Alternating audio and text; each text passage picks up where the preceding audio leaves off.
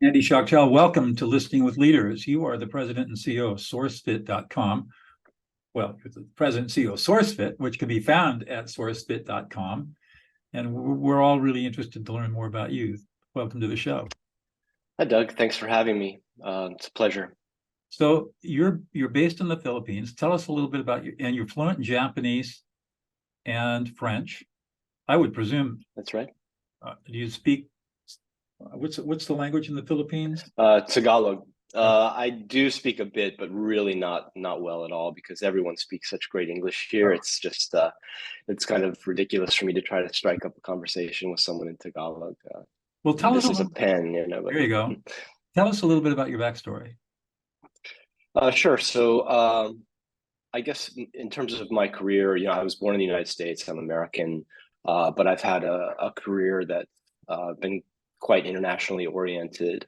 I began my career in traditional media, in advertising specifically. And since I had lived in Japan and I speak Japanese, I was doing projects for Japanese advertising agencies like Dentsu and Hakuhodo when they would go to the United States to film high-end TV commercials, or if they wanted to negotiate rights for something like Star Wars for Japanese ad campaigns, I would negotiate those for them. And so with the rise of the first mobile data services in the world in Japan in the early 2000s, with Docomo, I thought there was an opportunity to license US media properties for mobile phones. And that was a really new technology. American rights holders weren't really familiar with it, of course. It didn't exist in the States yet. So it was difficult to interest them in licensing their properties for mobile phones. It took some time to kind of educate them. And by the time I was able to do some deals, Japan was already getting a bit complicated and saturated, but Europe was just opening up. So I was able to license things like HBO and Fox and some like Condé Nast and others for the purpose of wallpapers and ringtones for the European market, and then Vodafone's worldwide market. And so I kind of got some expertise in delivering this kind of content around the world on mobile phones. And at that time, you had your flip phones and brick phones. There were so many different types of phones around at that time. So yeah, so based on that, Vodafone asked me to build a social networking platform for them, which would be one of the world's first, well, the world's first kind of global social network based around mobile phones. And so it was a huge project, and we were a small company. So I knew I needed to outsource. I couldn't find developers locally. So I first tried to outsource in India, but had a lot of difficulties there because the partners we were working with weren't really transparent with us. A lot of people were turning over on my team, and I wasn't sure if it was because of us or because of them.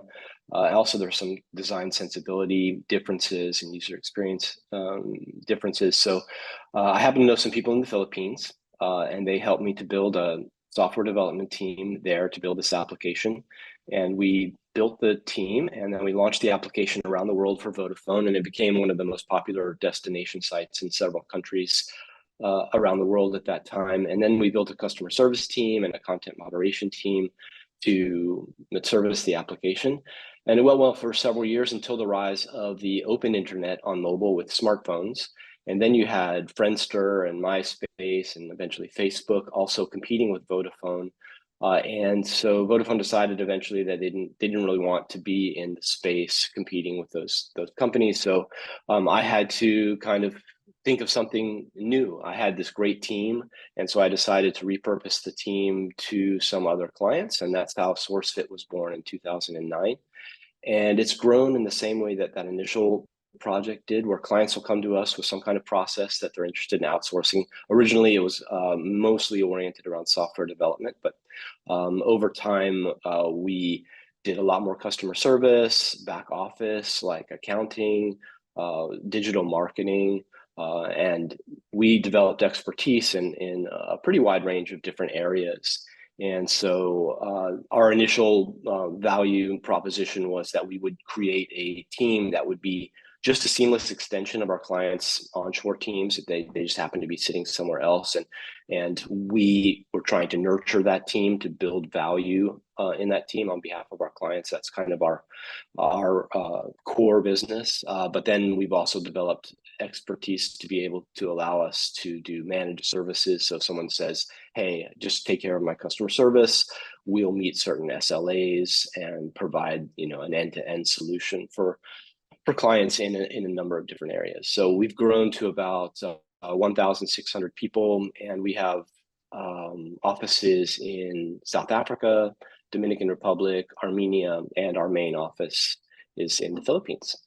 So that's kind of it in a nutshell in terms of my career. And your clients are they also as international as your operations? Yeah, so about 60% of our clients are US based, and then about 20% are Australian, and the remainder are European and Asian. How do people find you?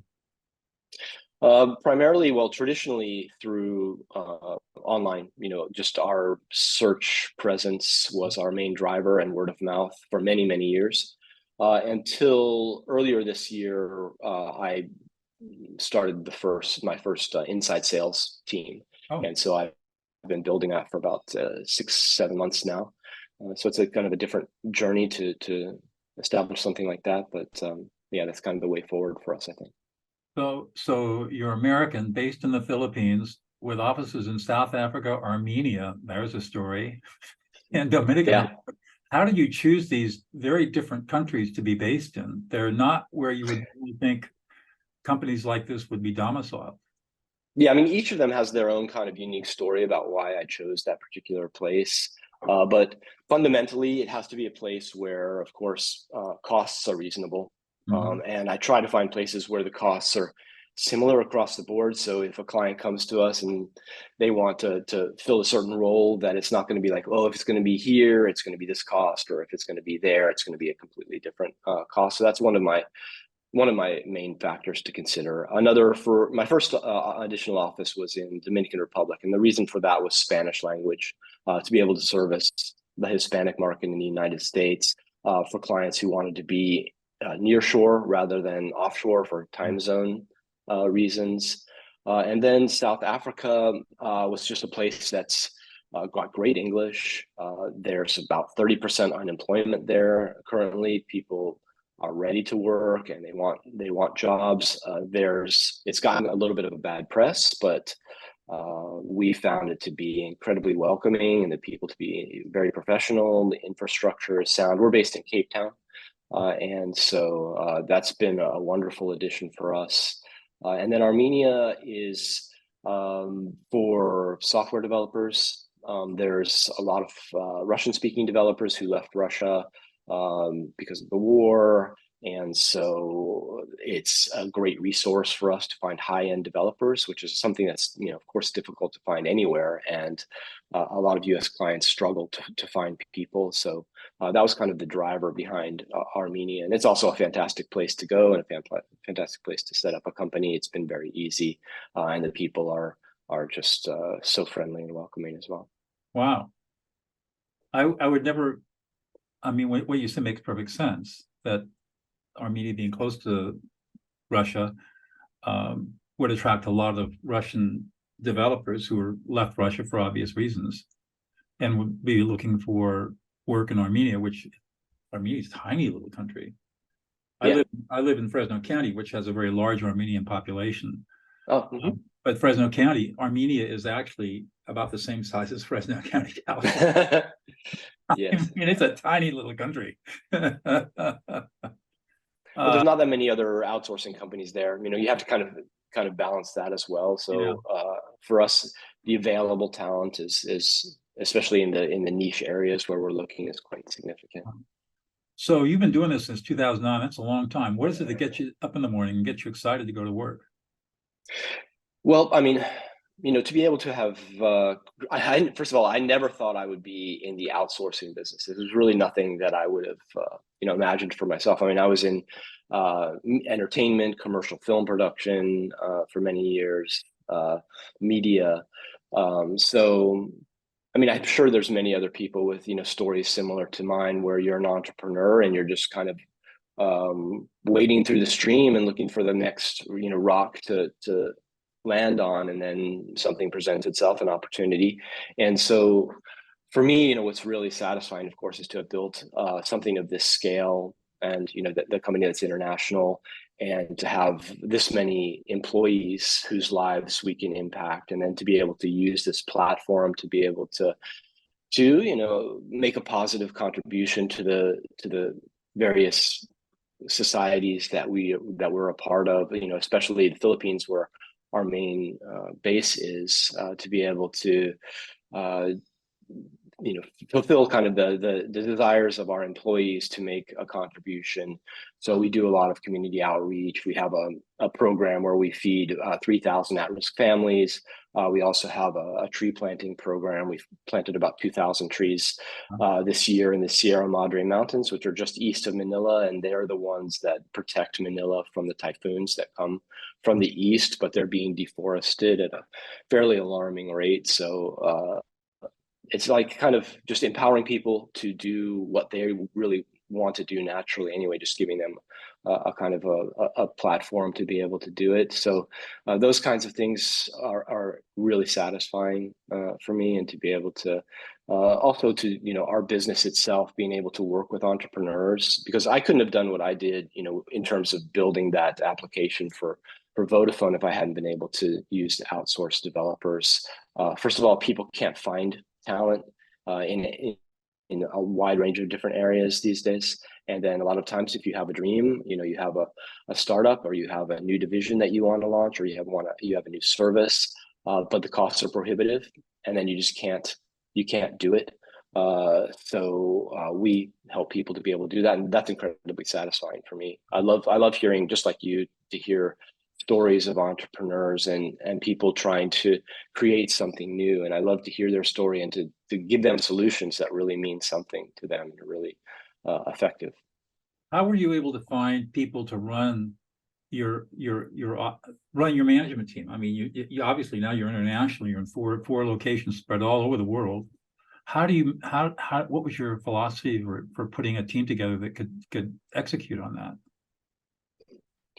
Yeah, I think that certainly, we're in the people business, and so recruiting is bread and butter for what we do. So I kind of took the kind of lessons that we've learned over the years in recruiting our local teams here in the Philippines, and when I was able to begin to hire upper level management to handle the international business, I kind of took those things to heart. And I look for people with similar values to what we have, as our core values, and who also want to make a contribution beyond just simply doing their business every day, who want to connect with their colleagues and with the community around them. And I think if you kind of have a values-based approach with upper management, I think that even though if people may have different kinds of personalities, like your creative director may have a different type of personality than your head of sales, or they may be different types of people, but nevertheless, if they share kind of a core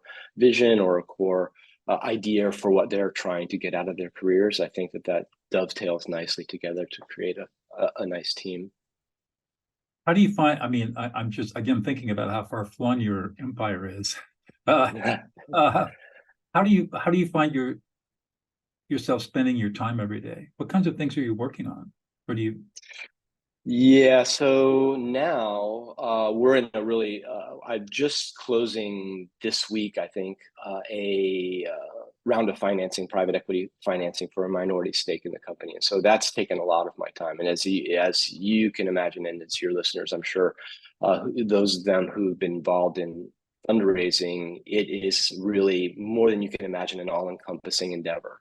And more details than you could ever imagine. So that's been taking a lot of my time. What I feel like I can contribute most to this company, I still do some content creation, just because that's my background, and I think it's by creating content, it helps to set a kind of theme or tone for the business, just in terms of my time, because that tends to be time consuming. Otherwise, it's just meeting with our team and listening to their ideas and trying to get contributions from everyone to get us on a singular path towards where we want to be. You have to deal with many brush fires? Yeah, certainly. I mean, if you have over 1,000 employees, then definitely there's things that happen. And one kind of interesting thing that's happened recently that I've been dealing with is that for March 2020, over the course of 1 week, at that point we only had 800 employees, and over the course of a week they all had to go work from home. And I wasn't sure if the company could survive, to be honest with you, because infrastructure in the Philippines with regard to work from home is not necessarily on a par with what you might expect in the States. Internet service levels are not where they are in the States. So it was kind of a miracle, and I'm really extremely thankful that we were able to service our clients, and that the staff was all productive, and we were able to grow during that time period. So we went primarily remote. I mean, we were 90% remote by the time the pandemic ended, or by the time people started being able to come back into the office. And a lot of our clients were just happy with it. And then they didn't want to rock the boat by putting their employees back in the office. But there has been momentum over time to put people back in the office. And I think that that's picked up over the course of this year.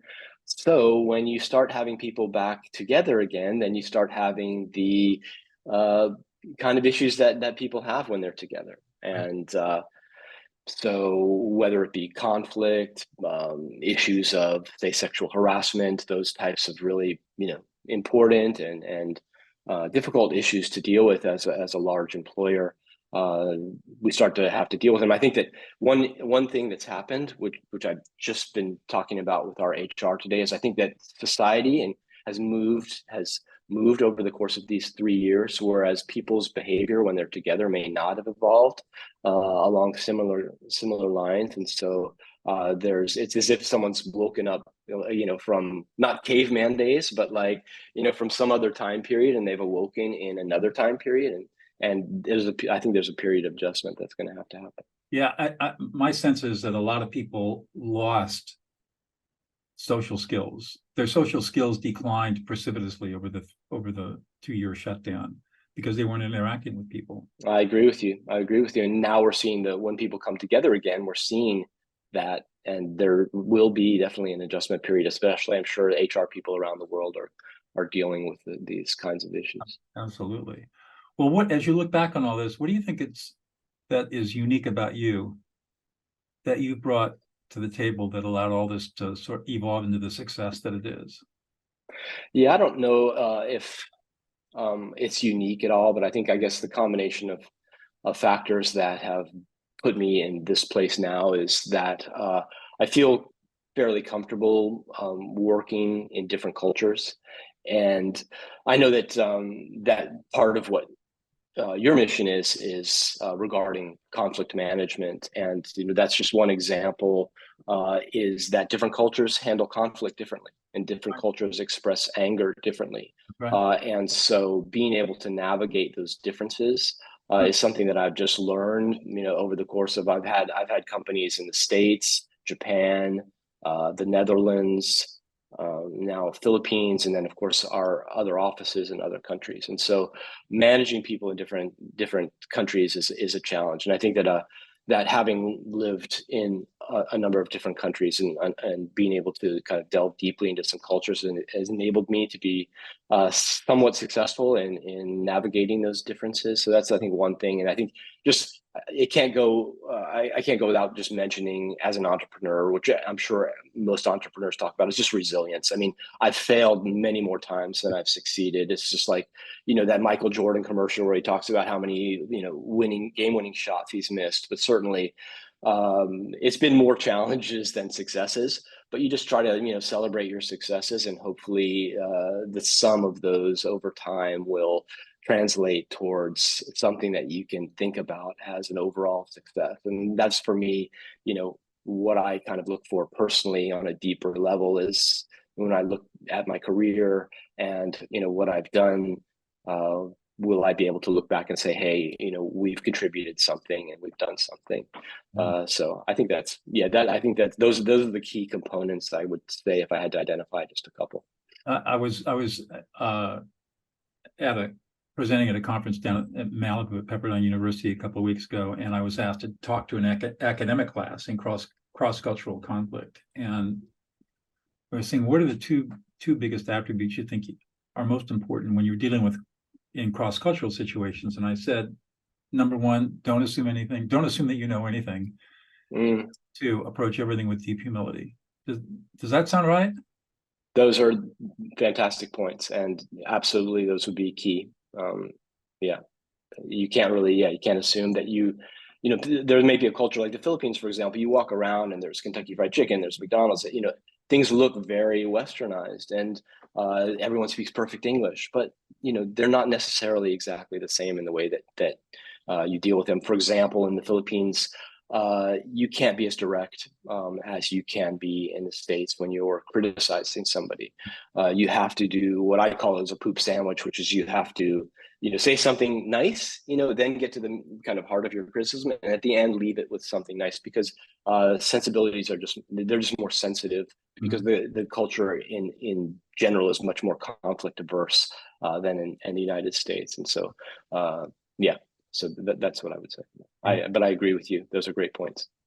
So this show is called Listening with Leaders, and as you know, you've probably done a little bit of due diligence on me. I'm all about listening and developing listening skills. How important has listening been in the development of your company and your career? Yeah, well, I would say, just the points that you just raised in terms of don't assume that you know everything, and approach things with humility. That's about respecting the other person, that you're dealing with, and respect their culture, respect their background, and the perspective that they're bringing to the interaction that they're having with you, and their hopes, dreams, and goals that they are bringing, to the interaction. And then if you can listen to them and then understand them, then you're going to be much better prepared to have positive outcome of whatever the interaction happens to be, whether you're negotiating with them for a deal or whether they're an employee, etc. But yes, it's vitally important to listen. Have you run across bad listeners? Certainly. I mean, I guess we all have. Yeah, and it's frustrating, and especially when you're trying to achieve something that's very important to you, and you have a lot at stake, a lot on the table, and you feel like people are not understanding where you're coming from, then yeah, it's not a good feeling, certainly. Tough. One more question and I'll let you go. What's one thing about yourself, Andy, that we would never know about unless you revealed it to us? One thing well, actually, I'm not the most gregarious, or with people who I trust. I would say that I am, but my outward face is not that of an extrovert. So I would say that yeah, I think people tell me that I'm very reserved, and so I would say that that's something that people who do business with me or my employees might not know, is that I'm actually quite silly, and my kids would attest to that. That really, I'm all about just playing games and creating imaginary worlds for them, and that kind of thing. That's really what I am underneath, but I think that I'm quite guarded, and maybe it's just my upbringing. I know my sister is the same way, but my outward face is quite controlled. But that's not really who I think of myself to be in my private life. Interesting. You strike me as a very thoughtful person. I mean, I'm an introvert too. Introverts don't mean that, it doesn't mean that you're shy. It means that you do all your processing inside. You get your energy from inside. Extroverts are people who process outside, and they pull their energy from other people. And you strike me as being somebody who's more introverted, in the sense that being in a big crowd of people going to a big party is not something that gets you super excited. Yeah, I would totally agree with you. And then you just kind of have to lift yourself up, if you have to make speeches or, interact with huge groups of people, but it's just something that's a challenge. And exactly. It's not something you would do for fun or choice. I've got friends that they can hardly wait to get into a big party and work the room, right? Yeah. There's Yeah. nothing worse than I hate than being at a big party. Yeah. You know, Definitely. Definitely. Definitely. That's I get a sense that you have that in common with me. yeah, absolutely. Well, Andy, this has been a great conversation. Thank you so much for your time today. I know my audience will just really appreciate all of your insights. Thank you so much, Doug. It was a pleasure.